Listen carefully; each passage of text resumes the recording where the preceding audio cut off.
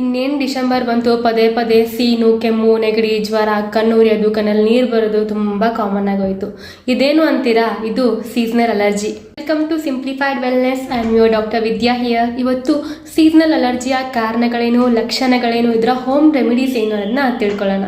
ಕಾರಣಗಳು ಬಂದು ನಿಮ್ಗೆ ಗೊತ್ತಿರೋ ಹಾಗೆ dust allergy, pollen allergy, seasonal changes, weak immunity, ಇಲ್ಲ ಕಂಟಿನ್ಯೂಸ್ ಆಗಿ AC ರೂಮಲ್ಲಿ ಕೂತ್ಕೊಳ್ಳೋದು, ಫ್ಯಾನ್ ಕೆಳಗಡೆ ಕೂತ್ಕೊಳ್ಳೋದ್ರಿಂದ, ಫ್ರಿಜ್ಜಲ್ಲಿಟ್ಟಿರೋ ಐಟಮ್ಸ್ನ ತಿನ್ನೋದ್ರಿಂದ, ಸ್ಪೆಷಲಿ ಕರ್ಡ್ ಆ್ಯಂಡ್ ಬನಾನಾ ಅಂದರೆ ಮೊಸರು ಮತ್ತು ಬಾಳೆಹಣ್ಣನ್ನು ಸೂರ್ಯಾಸ್ತದ ನಂತರ ಅಂದರೆ ರಾತ್ರಿ ಸಮಯದಲ್ಲಿ ಸೇವನೆ ಮಾಡೋದ್ರಿಂದ, ಜೀರ್ಣಕ್ರಿಯೆ ಶಕ್ತಿ ಕಡಿಮೆ ಇರೋರಲ್ಲಿ ಅಂದರೆ ಪುವರ್ ಗಟ್ ಹೆಲ್ತ್ ಇರೋರಲ್ಲಿ, ಇಮ್ಯುನಿಟಿ ಕಡಿಮೆ ಇರೋರಲ್ಲಿ ಈ ಥರ ಸಮಸ್ಯೆ ಕಾಣಿಸ್ಕೊಳ್ಳುತ್ತೆ. ಲಕ್ಷಣಗಳು ನಿಮ್ಗೆ ಗೊತ್ತಿರೋ ಹಾಗೆ ಪದೇ ಪದೇ ನೆಗಡಿ, ಕೆಮ್ಮು, ಜ್ವರ, ಕಣ್ಣಲ್ಲಿ ನೀರು ಬರೋ ಅಂಥದ್ದು, ಕಣ್ಣುರಿ, ಸ್ಕಿನ್ ಇನ್ಫೆಕ್ಷನ್ಸು, ಉಸಿರಾಟದ ತೊಂದರೆ, ಈ ಥರ ಪ್ರಾಬ್ಲಮ್ಸ್ ಇರೋರಲ್ಲಿ IgE ಲೆವೆಲ್ಸ್ ಜಾಸ್ತಿ ಇರುತ್ತೆ. Vitamin D, vitamin C levels ಕಡಿಮೆ ಇರುತ್ತೆ, ಅಂದರೆ ಇಮ್ಯುನಿಟಿ ಕಡಿಮೆ ಇರುತ್ತೆ.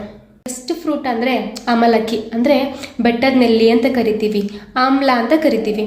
ಇದರಲ್ಲಿ ತುಂಬ ಜಾಸ್ತಿ ಆ್ಯಂಟಿ ಆಕ್ಸಿಡೆಂಟ್, ಆ್ಯಂಟಿ ಇನ್ಫ್ಲಮೇಟ್ರಿ, ಆ್ಯಂಟಿ ಏಜಿಂಗ್ ಪ್ರಾಪರ್ಟೀಸ್, ಹೇರಳವಾಗಿ ವಿಟಮಿನ್ C, ಇದು ಇಮ್ಯೂನ್ನ ಬೂಸ್ಟ್ ಮಾಡೋದಲ್ಲದೆ ಇನ್ಫೆಕ್ಷನ್ನ ಫೈಟ್ ಮಾಡೋಕ್ಕೂ ಹೆಲ್ಪ್ ಮಾಡುತ್ತೆ. ಇದನ್ನು ಡೈರೆಕ್ಟಾಗಿ ಡೈಲಿ ಒಂದು ತಿನ್ಬೋದು, ಅಥವಾ ಇದನ್ನು ಪೌಡರ್ ಮಾಡಿ ಜೇನುತುಪ್ಪದಲ್ಲಿ ತಿನ್ಬೋದು. ಇದನ್ನೆಲ್ಲ ಮಾಡೋಕ್ಕಾಗಲ್ಲ ಅನ್ನೋರು ಬೆಳಗ್ಗೆ ಎದ್ದ ತಕ್ಷಣ 1 ಸ್ಪೂನ್ ಚ್ಯವನ್ಪ್ರಾಶ್ ತಿನ್ಬೋದು. ನಿಮ್ಮ ಡಯಟಲ್ಲಿ ಜಾಸ್ತಿ ಅರಿಶಿನ, ಶುಂಠಿ, ಕಾಳು ಮೆಣಸನ್ನ ಜಾಸ್ತಿ ಬಳಸಿ.